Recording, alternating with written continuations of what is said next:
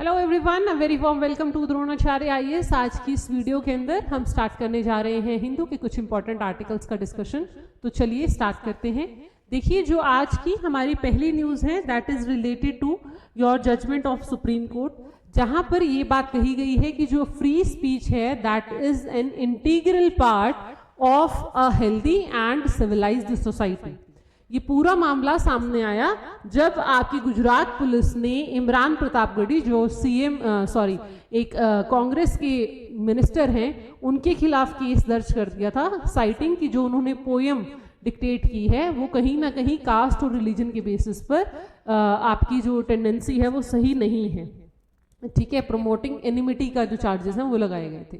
तो इस पूरे मामले की सुनवाई के दौरान सुप्रीम कोर्ट ने ये कहा है कि चाहे पोएम के थ्रू, चाहे हास्य कवि के थ्रू, चाहे स्टैंड अप कॉमेडी के थ्रू, ऑलराइट, या फिर किसी सटायर के थ्रू, जब तक कि आपकी जो भी चीज आप बोल रहे हैं वो पब्लिक डोमेन के लिए हानिकारक ना हो, लाइक मोरालिटी को क्वेश्चन ना करे, तब तक अगर वो एक पॉजिटिव क्रिटिसिज्म के रूप में सामने है तो उसे डेटर नहीं किया जा सकता है। ऑलराइट, इसके अंदर देखिए, the judgment was based here, it is 75 years into our republic we cannot be seen to be so shaky on our fundamentals that mere recital of a poem, or for that matter any form of art or entertainment such as stand-up comedy, can be alleged to lead animosity and hatred among different communities। ठीक है, तो यहां पर supreme court ने clearly कहा है, again, right to speak, right to put your views in front, ये चीज मान लीजिए। ठीक है, जैसे हमारे पास राइट टू आर्टिकल है, freedom of speech and expression, article 19, वहां से भी आप इसको डेराइव कर सकते हैं कि जो रिस्ट्रिक्शंस की बात है, रीजनेबल रिस्ट्रिक्शंस, वो फ्री स्पीच के ऊपर हैं लेकिन रीजनेबल होनी चाहिए। ठीक है, restrictions can not be harmful or oppressive, and secondly restriction cannot overshadow the fundamental right to free voice। Alright, तो ये चीज है कि हमारा जो इतिहास है वो हमेशा से रहा है कि हास्य कविताओं के थ्रू या किसी और बात के थ्रू हमने किसी एक चीज को दूसरे व्यंग के साथ रिलेट किया है, और इस चीज को कहीं से भी आप ऑपरेशन नहीं मान सकते हैं, आप उसे इंडेमनिफाई नहीं कर सकते हैं। ऑलराइट, ये पूरी की पूरी आर्टिकल आप उस रेलेवेंट में पढ़ सकते हैं। दूसरी तरफ एक न्यूज आई है, देखिए, massive quake that kills at least 144 people in Myanmar and 8 in Thailand. तो म्यांमार और थाईलैंड के अराउंड 7.7 रिक्टर स्केल का एक अर्थक्वेक आया है, जिसकी वजह से मैसिव डिस्ट्रक्शन हुआ है। इंडिया के साथ साथ काफ़ी ऐसे देश हैं जो वहाँ पर आपके रिलीफ वर्क के लिए स्टार्ट हो चुके हैं। इनफैक्ट उन लोगों ने अपने यहाँ से एयरफोर्स के थ्रू, जैसे हमने आज भी काफ़ी सारी असिस्टेंस प्रोवाइड करने की कोशिश की है जहाँ कहीं भी अफेक्टेड एरियाज है। आपकी स्काई स्क्रैपर बिल्डिंग्स, काफ़ी सारा नुकसान हुआ है जिसके अंदर बिल्डिंग की बिल्डिंग ध्वस्त होती दिखाई दे रही हैं। ऑलराइट, तो ये जो 7.7 रिक्टर स्केल है, हमें पता है कि अर्थक्वेक दैट इज आपका जोग्राफिकल फिनोमेना है, राइट, और रिक्टर स्केल आपका यूज होता है to measure the intensity of your earthquake, right, कि कितनी इंटेंसिटी का है, किस तरीके से उसने इम्पैक्ट किया है, वो सारी चीजें। Alright, and you should must revise for once at least your static portion of earthquake की एपिसेंटर किसको कहते हैं, हाइपोसेंटर किसको कहते हैं, सिस्मिक वेव की स्टडीज हमारे लिए किस तरीके से इंपॉर्टेंट है, जो आपकी ज्योग्राफी जीएस पेपर 1 से रिलेट करता है टॉपिक, उसको एक बार क्लोजली मॉनिटर कर ले, वो चीज़ इंपॉर्टेंट है। ठीक है, वो चीज़ आपको एक बार ध्यान से देख लेनी चाहिए। दूसरी तरफ जो एक्स, दैट इज हमें पता है ट्विटर हैंडल, जिसे एक्स कंपनी के नाम से जान रहे हैं, उनका एक लीगल सूट चला हुआ है इंडिया के अंदर, ठीक है, कर्नाटका हाई कोर्ट में। तो वहां पर सेंटर ने अपने क्लेम को रखा है कि आप जिस तरीके से हमारे portal, that is your act, IT act 2000 को इंडेमनिफाई कर रहे हैं, और हमें बता रहे हो कि 79 के चलते ना 69 के ए के अंडर हमें करना चाहिए, that is a different thing. ठीक है, एंड मोर ओवर सहयोग पोर्टल को सेंसरशिप टूल जो बता रहे हैं, ये चीज़ गलत है, क्योंकि बहुत सारी बड़ी फर्म्स, चाहे माइक्रोसॉफ्ट है, गूगल है, अमेजोन है, इन लोगों ने सभी ने ऑलरेडी एग्री कर दिया है कि जो भी इनवैलिड कंटेंट है ये इसको अपनी साइट से हटा रहे हैं। ठीक है। तो अगर ऐसा ही इंडियन गवर्नमेंट, ये एक ऐसा पोर्टल है जो एक वन प्लेटफॉर्म कोलैबोरेशन बनाया गया है ताकि सारी चीज़ें जो हैं वो इजीली देखी जा सके, लेकिन अगर ऐसा नहीं हो रहा है तो आप उस पूरे पोर्टल को आप अलग से सेंसरशिप के रूप में नहीं देख सकते हैं। It is not correct. ठीक है, तो ये सेंटर का स्टेक है जो वो पहली बार आया है इस केस के अंदर सामने, जो आप एक बार आपके लिए read out article for sure बनता है। नेक्स्ट हियर इट इज, आपके 0R के डिस्कशन के दौरान कल हमारे जो एक्सटर्नल अफेयर मिनिस्टर हैं उन्होंने बात की है माइनॉरिटीज कंसर्न से रिलेटेड क्वेश्चन पूछा गया था। बांग्लादेश के अंदर माइनॉरिटीज का क्या स्टेटस है, पाकिस्तान के अंदर क्या स्टेटस है। तो इस चीज का रिप्लाई करते हुए मिस्टर एस जयशंकर जी ने कहा है कि देखिए पाकिस्तान और बांग्लादेश के अंदर जो भी चीजें चल रही हैं ये बहुत प्रोलॉन्ग्ड टाइम से इश्यूज हैं। हमने हर पॉसिबल इंटरनेशनल ऑर्गेनाइजेशन के अंदर इस बारे में बातचीत करने की कोशिश की है, लेकिन उसके बावजूद जो रिजल्ट्स हैं वो पॉजिटिव नहीं आ रहे हैं। इनफैक्ट जो यूनाइटेड नेशंस ने अभी फिलहाल में उनकी डिपार्टमेंट ने CPC country of particular concern की लिस्ट में पाकिस्तान को फिर से डेजिग्नेट किया है, जिसके अंदर मेजर जो कंसर्न है वो माइनॉरिटीज के इशू को लेकर ही है। ठीक है, इन्होंने कहा कि चाहे हमारे बायलेटरल टाइज हों पाकिस्तान के साथ, बायलेटरल टॉक्स हों on the culture preservation of minorities, या फिर उनके साथ इंटरनेशनल लेवल पर उनके ऊपर प्रेशर बनाने की बात हो, हर तरीके से कोशिश की जा रही है। लेकिन जो पाकिस्तान का बाइगोटरी स्टांस है उसको कंट्रोल कर पाना ईजियर नहीं है। इनफैक्ट जो पुराने हमारे इंदिरा गांधी जी को कोट करते हुए इन्होंने कहा कि वो जो माइंडसेट है इनका उसको चेंज कर पाना, टैकल कर पाना काफ़ी टफ है। Still we are practising our best ताकि चीज़ों को इजीली कोऑपरेट किया जा सके। ठीक है, उसके बाद देखिए यहाँ पर जो जस्टिस वर्मा का केस चल रहा है उसके अंदर सुप्रीम कोर्ट ने कहा है कि CGI के पास बहुत सारे ऑप्शंस हैं एक बार अगर इन हाउस इंक्वायरी पूरी हो जाती है तो। ये चीज़ हमने डिस्कस भी की थी। इन हाउस इंक्वायरी के बाद या तो CGI आपके जज को सीधा बोल सकते हैं कि वो रिजाइन कर दे, या वो पार्लियामेंट को बोल सकते हैं कि इनके ऊपर प्रॉपर डिसिप्लिनरी एक्शन लिया जा सके, इनके रिमूवल प्रोसेस को स्टार्ट किया जा सके। ठीक है, तो यही चीज़ यहाँ पर बोली गई है। द सेंटर मीनवाइल नोटिफाइड, जबकि इनकी ट्रांसफर कर दी गई है, लेकिन यहाँ पर देखिए as per constitutional bench judgement of 1991 इनके वीरास्वामी केस, कोई भी क्रिमिनल केस इनके ऊपर रजिस्टर नहीं हो सकता है हाई कोर्ट जज के ऊपर जब तक CGI ना चाहे। ठीक है, तो यहाँ पर ये बात हो रही है कि जब एक बार इन हाउस इंक्वायरी की रिपोर्ट कमेटी सामने आ जाएगी, कमेटी की रिपोर्ट आ जाएगी, उसके बाद ही अगला मोड ऑफ ऑपरेशन देखा जाएगा कि क्या एक्शन लेना है, उनके ऊपर क्रिमिनल चार्जेस लगा के एक्शन लेना है या उनके साथ उन्हें रिजाइन करने के लिए बोलना है या पार्लियामेंट के अंदर प्रोसीडिंग्स चलानी है। ठीक है, see here it was devised keeping in mind the sensitivity of conducting a probe into allegation against a sitting judge, the individual integrity of the parties and the preservation of institutional reputation। ठीक है, तो ongoing जो inquiry है उसके अंदर 3 जजेस हैं जो हम पहले ही डिस्कस कर चुके हैं। 2 हाई कोर्ट के चीफ जस्टिस हैं, हरियाणा और हिमाचल, और कर्नाटका के एक हाई कोर्ट जज हैं।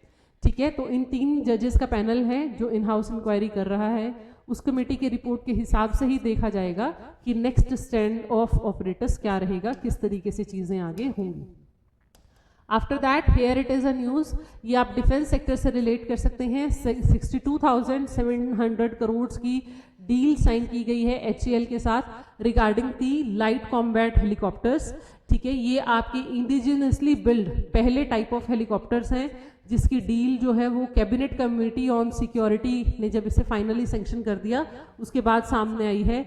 यहाँ पर दिया हुआ है, ये helicopters design to operate at an altitude over 5,000 metres.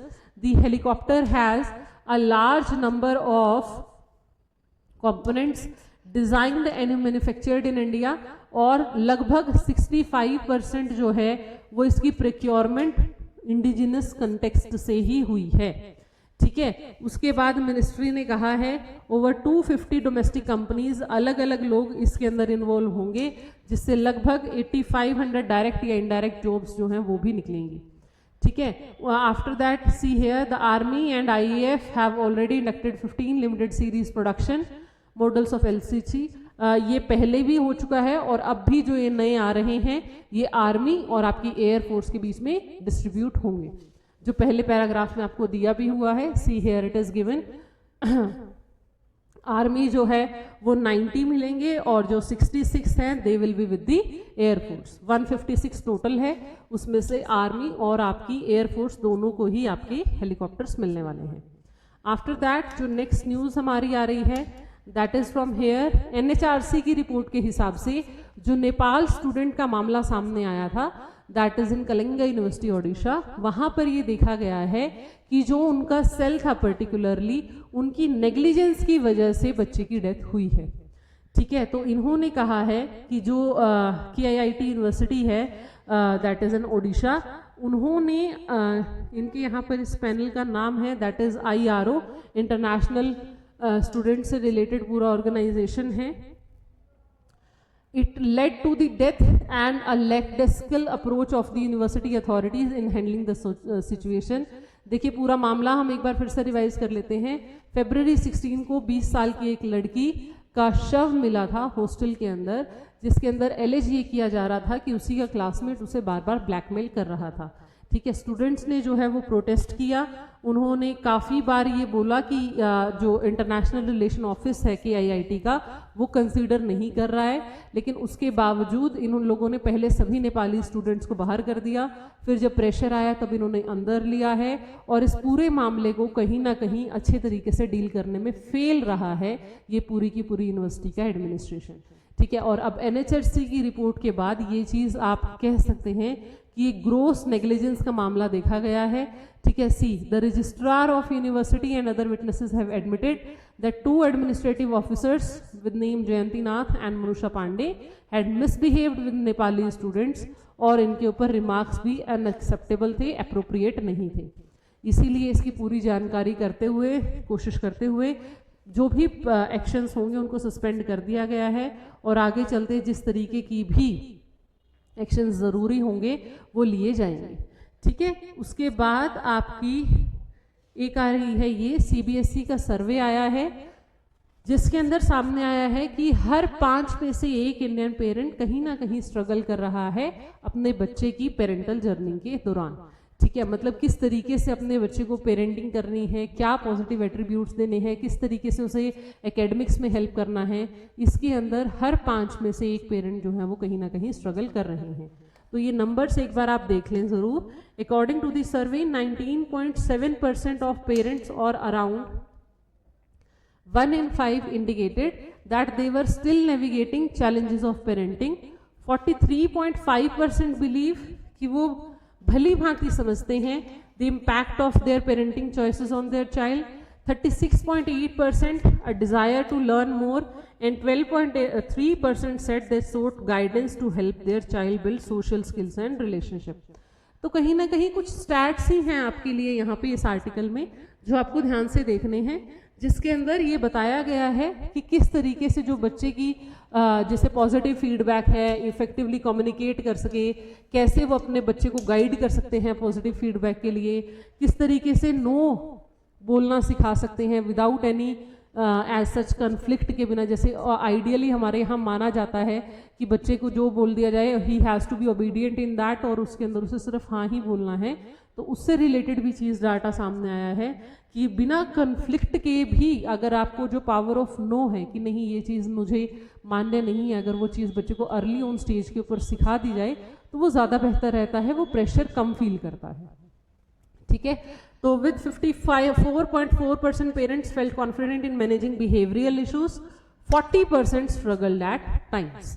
ठीक है, तो चैलेंजेस ऑफ पेरेंटिंग सामने आ रहे हैं, उससे रिलेटेड ये पूरा आर्टिकल है आपके लिए। GS पेपर 1 सोसाइटी में बहुत काम आएगा, उसके एम्बिट में आप ये चीज़ पढ़ सकते हैं। 4 ग्राउंड जीरो रिपोर्ट्स हैं जो इतनी ज़्यादा कोई ज़्यादा टेम्पटिंग नहीं है। यहाँ पर बात कर लेते हैं वर्ल्ड न्यूज़ की। यहाँ पर देखिए UN लेड रशिया यानी कि पुतिन ने कहा है कि यूक्रेन के अंदर UN लेड एक गवर्नमेंट बनाई जाए। ठीक है, ताकि बैटल फील्ड के जितने भी अपने गेम्स हैं उसको इन्होंने बूस्ट किया है। तो इन्होंने एक पीसफुल सेटलमेंट के लिए ये कहा है that nuclear see here it is, speaking to the crew of Russian, Mr. Putin affirmed his claim that जो पुतिन है उनका टर्म लास्ट ईयर एक्सपायर हो चुका है, तो अब जो वो सरकार चला रहे हैं वो लेजिटिमेट नहीं है, इसलिए ज़रूरी है कि वहाँ पर यूएन बेस्ड एक गवर्नमेंट हो ताकि उनके साथ आगे यूक्रेनियन गवर्नमेंट के साथ किस तरीके से चीज़ें सॉल्व करनी है उससे रिलेटेड बात हो जाए. Under the auspicious United Nations with the United States, even European countries, of course, with our partners and friends, we would discuss the possibility of introduction of temporary governance in Ukraine. ठीक है, तो ये चीज़ है और इसको criticise करते हुए आपके ज़ेलेंस्की ने बोला है कि ये रीरूट करने की कोशिश कर रहे हैं, ये पीस टॉक्स को कहीं ना कहीं एक्सटेंड करने की बात कर रहे हैं. इसका कोई फ़ायदा यहाँ से नज़र आता हुआ नहीं दिख रहा है. दूसरी तरफ यूएस और कनाडा उन्होंने ईज कर दिए हैं tensions with productive phone call. हमें पता है काफ़ी टाइम से रिजीम ऐसा चल रहा है कि दोनों देशों के बीच में काफ़ी कंट्रोवर्शियल चीज़ें चल रही हैं, reason being the tariff war. लेकिन अभी जो वहाँ पर न्यूली इलेक्टेड प्राइम मिनिस्टर हैं, that is your Mark Carney, उन्होंने टेलीफोनिक कॉन्वर्सेशन के थ्रू दोनों देशों के रिलेशनशिप को थोड़ा सा बेहतर करने की कोशिश की है, जो पॉजिटिव नोट पर सामने देखने को मिल रहा है. Right, after that here it is, यहाँ पर देखिए इंडिया, बांग्लादेश और चाइना अगेन एक ट्राई एक्सिस में फंसे हुए हैं. बांग्लादेश के जो पीएम है इस टाइम पर महमूद यूनुस, वो चाइना विजिट कर रहे हैं. एक दो दिन पहले भी आर्टिकल आया था जहाँ ये कहा गया था कि इंडिया आना चाह रहे थे वो पहले, उसके बाद वो चाइना जा रहे थे, लेकिन इंडिया की तरफ से कोई पॉजिटिव फीडबैक नहीं मिला. इनफैक्ट चाइना विजिट से के बाद ये बिम्स्टेक की जो मीटिंग है उसे अटेंड करने वाले हैं, जिसके अलोंग भी ये चीज़ डिमांड की गई कि पीएम मोदी के साथ 1-on-1 मीट की जाए, जिसके लिए भी अभी बांग्लादेश वेट कर रहा है. Now keeping the history alive, तो हमें पता है बांग्लादेश के साथ लिबरेशन वॉर से लेके अभी तक भारत के रिलेशंस कहीं ना कहीं पॉजिटिव एंड पर ही रहे हैं, क्योंकि वहाँ की जो पास्ट गवर्नमेंट थी, दैट इज़ शेख हसीना वाली, वो इंडिया की काफ़ी प्रो रहती थी. बट जब से महमूद यूनुस आए हैं, जो हिंदुस्तानी जो माइनॉरिटीज़ हैं उनके साथ जिस तरीके से वहाँ पर बिहेवियर के और कल्चर के इश्यूज सामने आए हैं वो काफ़ी कंट्रोवर्शियल हो गए हैं, जिसकी वजह से उस गवर्नमेंट के साथ हमारे रिलेशन थोड़े से स्ट्रेन्ड हैं.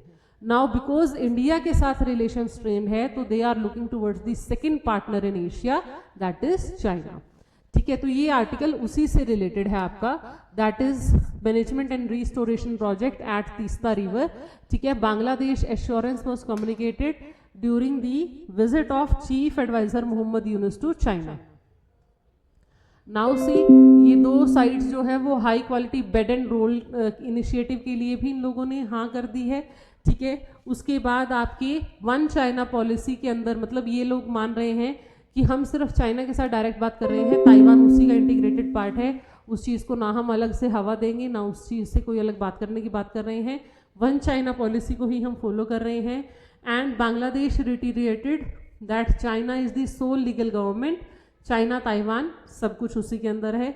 इसके अंदर वही है ना कि एक तरीके से आप ये मान लें कि जो उनके कंसर्न्स हैं उनको इन्होंने अपनी तरफ से एड्रेस कर दिया कि हमारा स्टांस क्या है. ठीक है, उसके बाद the two sides have also assured that they will start negotiation on optimising China Bangladesh investment agreement. ठीक है, and your the year 2025 marks 50th anniversary of bilateral ties between the two nations. तो उसे जितना ज़्यादा बेहतर बनाया जा सके इन्वेस्टमेंट के थ्रू, प्रोजेक्ट्स के थ्रू, उसकी कोशिश की जा रही है. राइट, तो ये आपका पूरा का पूरा आर्टिकल उसी एस्पेक्ट के अंदर है जहां आपके एशिया के अंदर बेसिकली जो पाइवेट्स हैं दो, चाइना और इंडिया, उनके साथ बांग्लादेश के रिलेशंस को डिस्कस किया हुआ है. ये आर्टिकल प्राइमरली बांग्लादेश और चाइना से रिलेटेड है. ठीक है, लेकिन कंसर्निंग चीज़ ये भी है कि इंडिया का एक्सेस इसके अंदर कहीं ना कहीं थोड़ा सा लाइमलाइट में गया है, थोड़ा सा नीचे की तरफ गया है. Alright, so there are things on the world page जिससे आपको इंटरनेशनल रिलेशंस इजीली समझ में आ जाते हैं. ऑलराइट, एंड ये चीज़ों पर आपका फोकस जीएस पेपर 2 के अंदर स्पेशली आपको मदद करता है. ठीक है, so that's all from today's newspaper discussion. I hope you will like the video. Thank you very much and stay tuned to Dronacharya IAS.